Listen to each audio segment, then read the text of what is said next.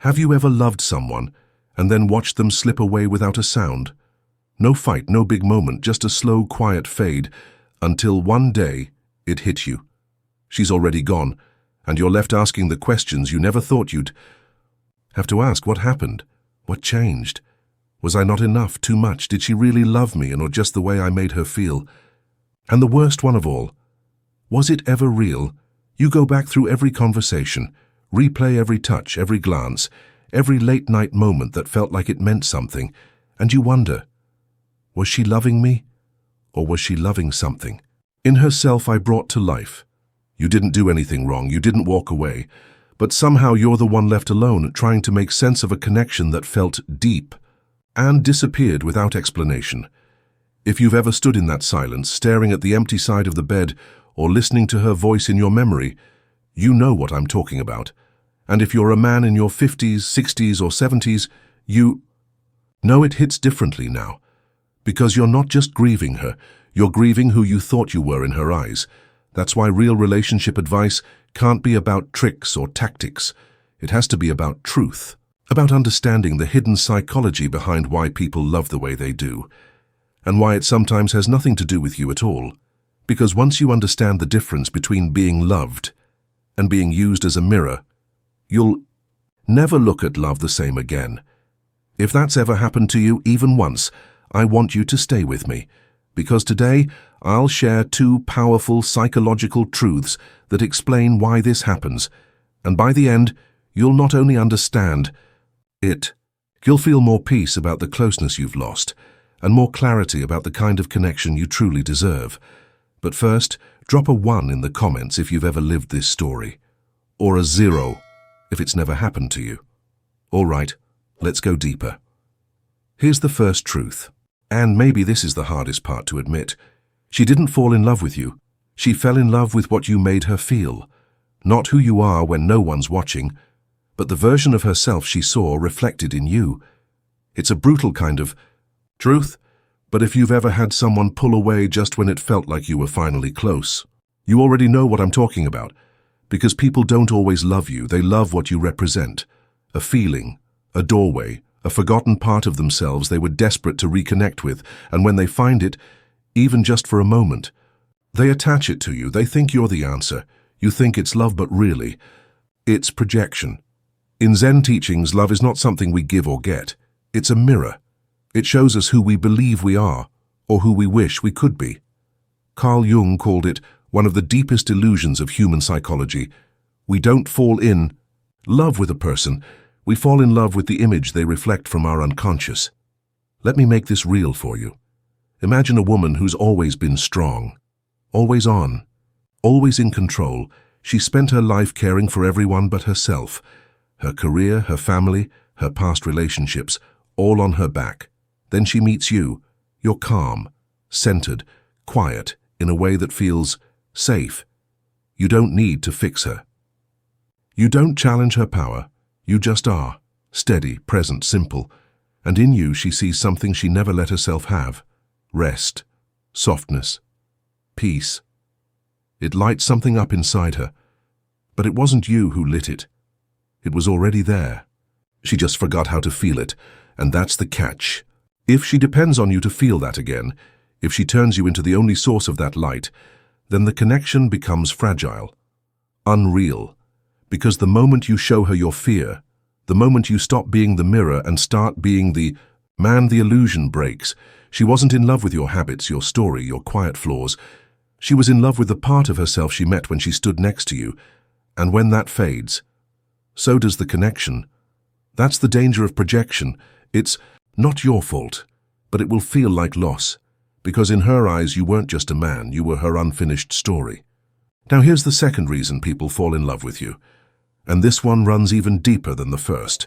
You awaken an unconscious image they've carried for years. Carl Jung called it the anima and animus, the inner opposite.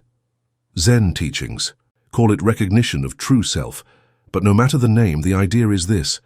Inside every man is the image of a woman, not a fantasy, not a preference, but a symbolic, emotional blueprint, shaped by childhood, shaped by memory, shaped by the women we've known, cared for, or longed for. And inside every woman, an inner man, a silent figure living in her psyche, built from the echoes of her father, her first close connection, her heroes, her heartbreaks. These archetypes are not logical, they're not even conscious. But when someone comes along who matches that image, it hits like lightning. Suddenly she's drawn to you with a force that feels bigger than reason. It doesn't feel like meeting someone new. It feels like remembering. You feel familiar, like something ancient returning. There's a story of an old man who was married for 50 years. After his wife passed, someone asked him why their connection lasted so long. He smiled and said, "Because she was me, and I was her. Not because they needed each other, but because they recognized each other. It wasn't about fixing or filling in the gaps. It was like a tree reaching toward the sun, not chasing it, just growing toward it naturally. That's the kind of love that endures, not because it completes you, but because it understands you, it sees you, and still stays. Now let me ask you something. Have you ever had a woman feel deeply drawn to you quickly, so strongly it almost startled you?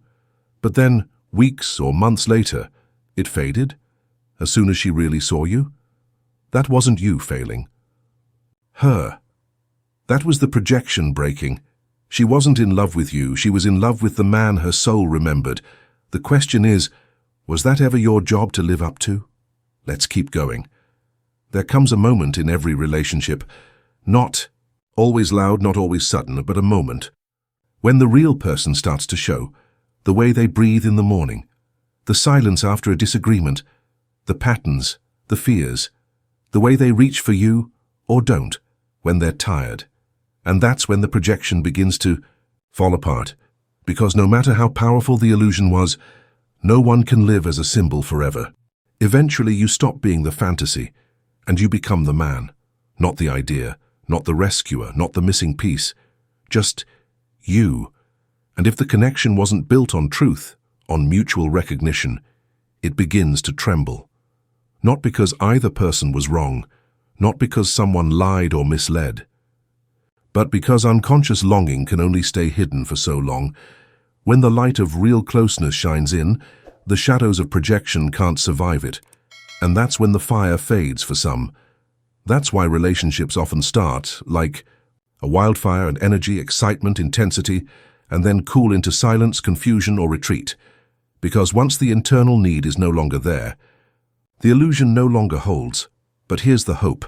That's also when real connection can begin, if both people are willing, truly willing, to stay when the masks fall, to see the quirks, the vulnerabilities, the real person underneath the image, to care for not the version they imagined, but the one who's standing in front of them. That's not easy, but it's the only kind of bond that truly lasts. It was a quiet afternoon, early spring, the kind of day where the air still holds a bit of winter, but the sunlight feels like hope. I was sitting in a corner cafe, old wood tables, worn-in chairs, soft jazz playing low through the speakers.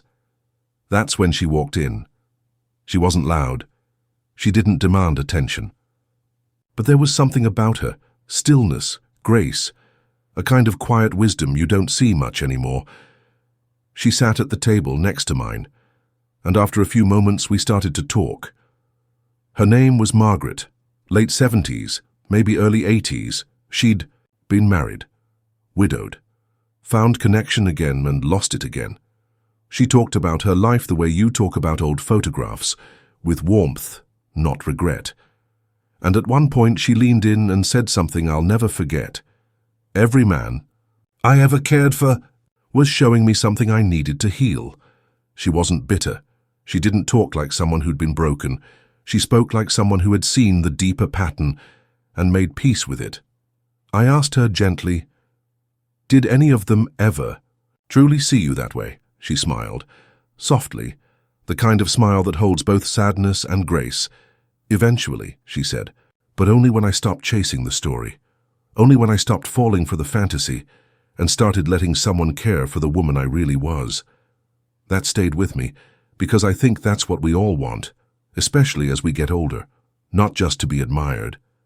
Not just to be remembered for who we used to be, but to be seen, exactly as we are now, flawed, aging, human, real. Maybe closeness isn't about completing each other. Maybe it never was. Maybe real connection, the kind that sticks through. The quiet years isn't about needing, fixing, or saving. Maybe it's about recognizing each other and staying anyway. That's a rare kind of bond, but it's the only kind worth growing old for. So if you're a man in your 60s and you've ever found yourself wondering, why did she leave when everything felt right? Why did she hold on so tight? Only to drift away later? Why did the fire burn so fast and then vanish without warning? You're not alone. These are the questions that keep a man up at night, long after the house is quiet, long after her voice is just a memory. But I want to offer you something today, a shift. Instead of asking, why didn't she stay? Ask, this, what part of her was she seeing in me? Was she drawn to the man I truly am, and with my history, my imperfections, my aging face and quiet habits? Or was she in connection with a version of me? A reflection of something she was longing for, because there's a difference.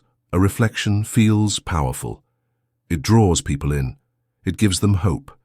It lights them up. But it doesn't last forever. Because no one can stay a mirror forever.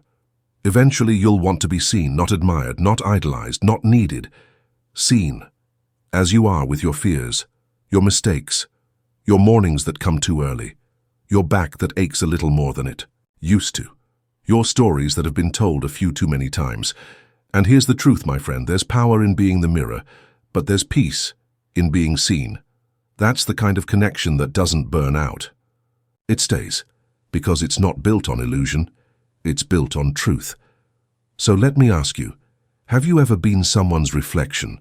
Or have you ever had the courage to let someone care for the man you really are? Drop a comment below. Tell me your story. I read everyone, and if you're still here, still watching, thank you. I hope you leave with more clarity, and maybe more compassion, not just for the women who connected with you, even if they never really knew you, but for yourself. Because now to you do, and that, my friend, that's where real connection begins. That's where closeness has a chance to grow, not from need, but from truth.